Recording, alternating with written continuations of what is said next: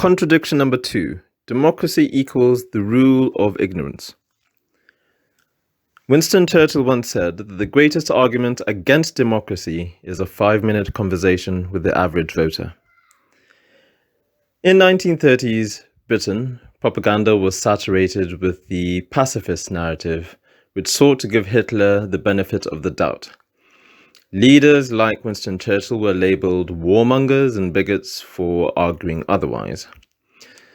This is a prime example of when the prevailing view gets things wrong, even when it has the best intentions.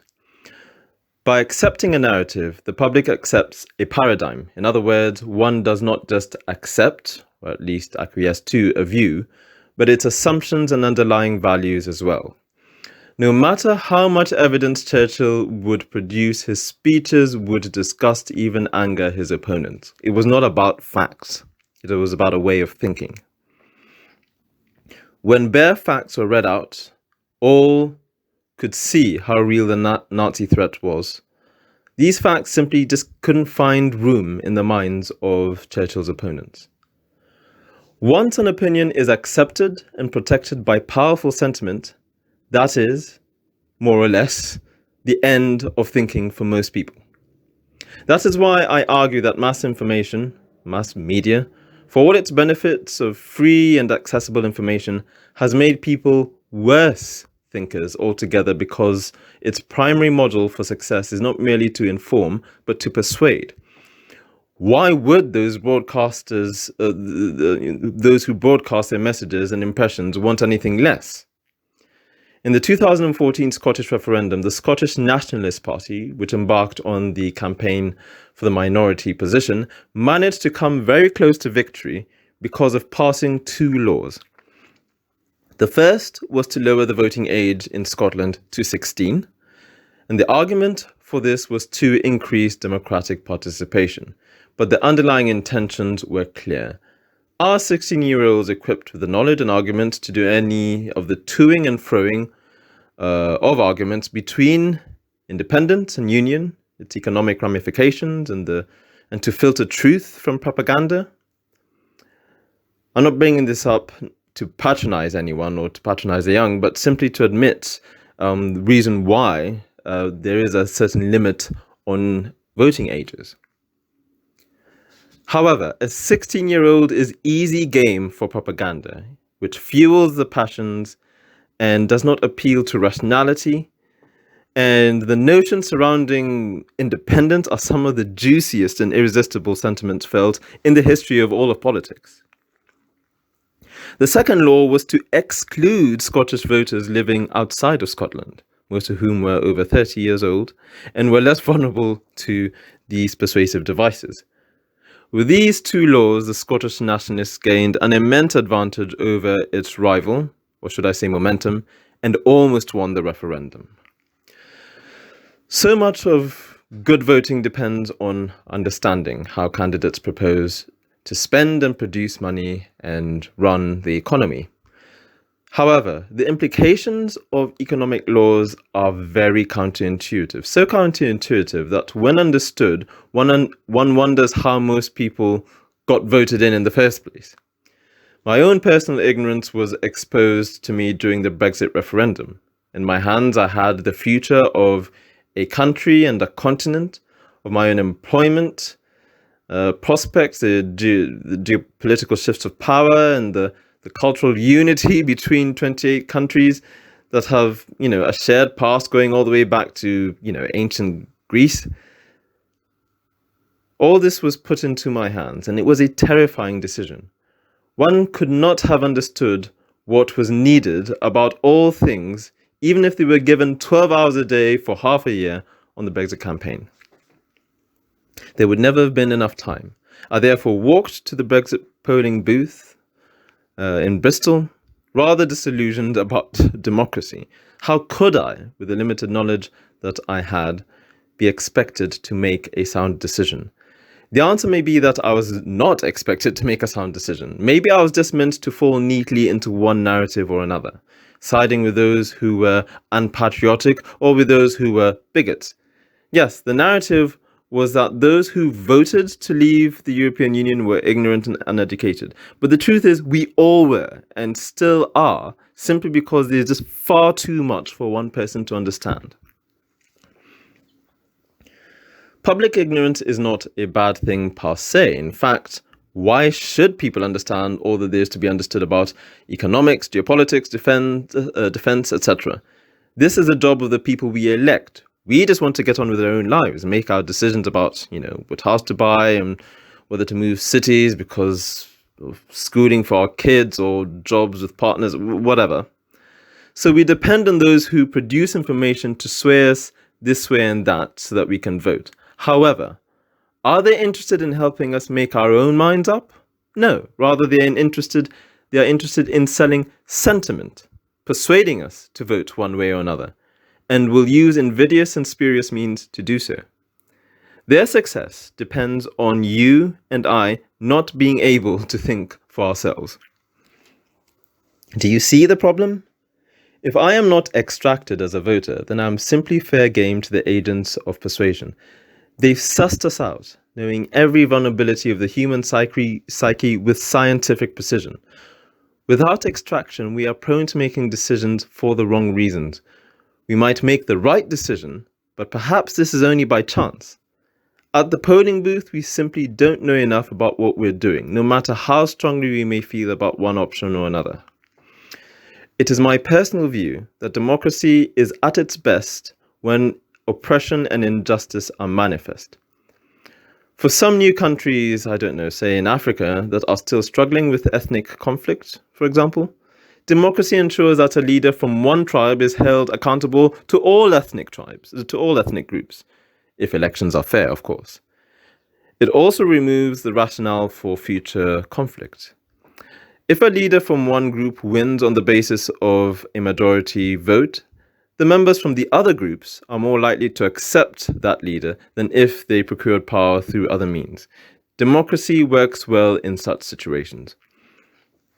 So, until we actually establish something like a voter's exam, where eligibility to vote requires a tested understanding of economics, governance, geopolitics, and the ability to think independently by being extracted, the outcome of elections will continue to be the result of a lot of ignorance.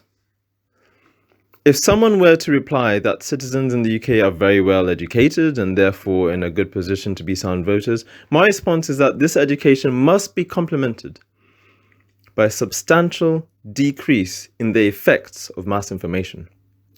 As I said in the introduction, no amount of conventional education as it stands will assail the persuasive strength of mass information.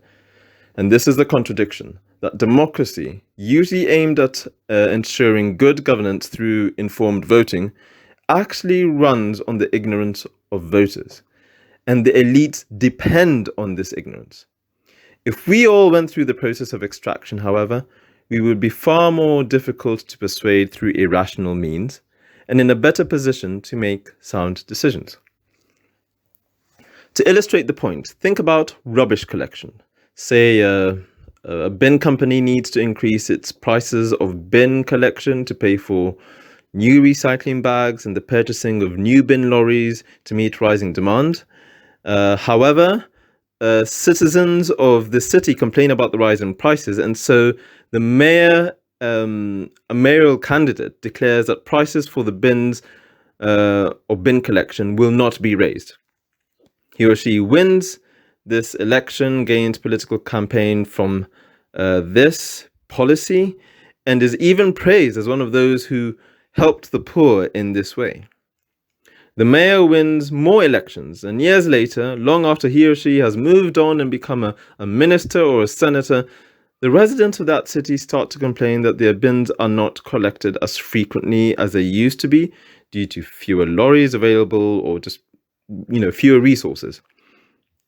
The streets start to stink, which leads to other undesirables, growing rats or whatever, growing population of rats, disease. And the residents start to blame the new mayor and say that the old compassionate mayor who put a price cap on the bin service would never have let this happen.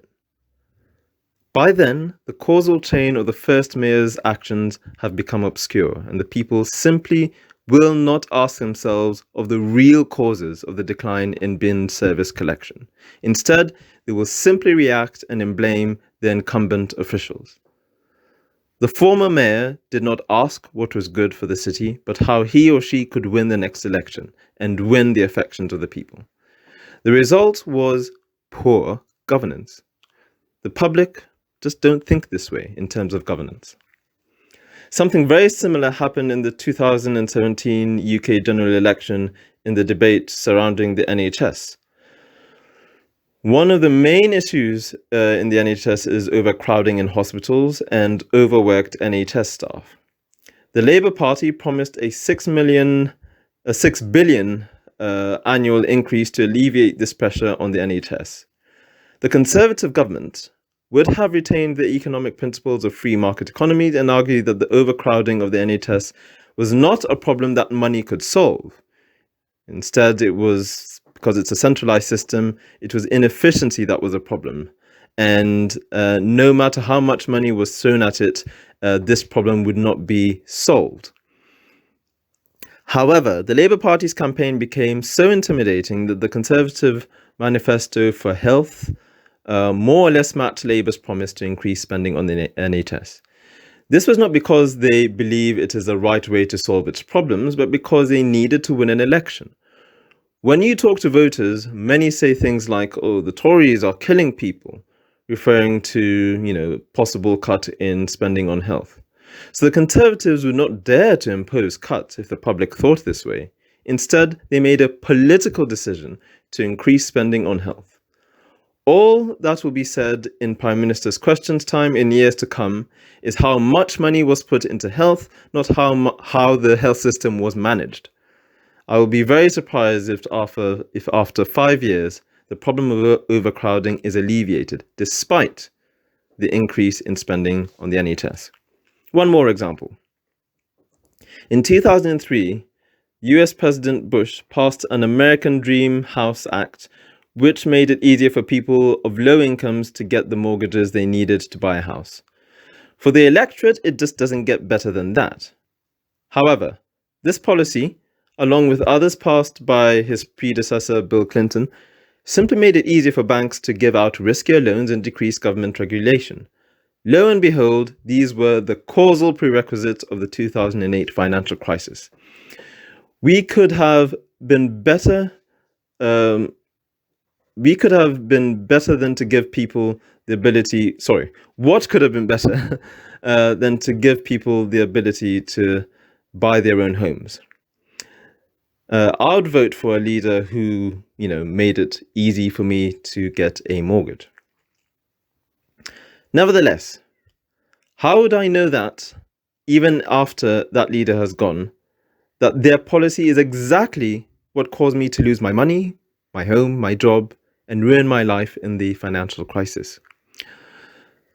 When we vote out of such ignorance, so much ignorance, especially when we're the celebrated citizens of the 21st century, so much knowledge at our fingertips.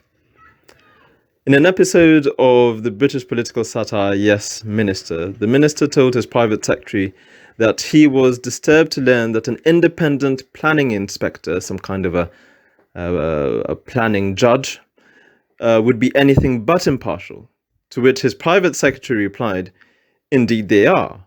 Railway trains are impartial too, but if you lay down the lines for them, then that's the way they'll go."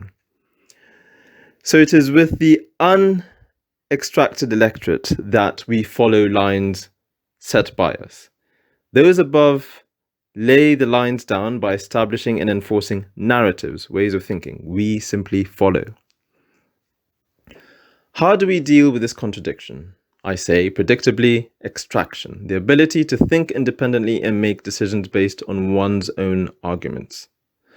We need a new type of education that makes extraction a priority.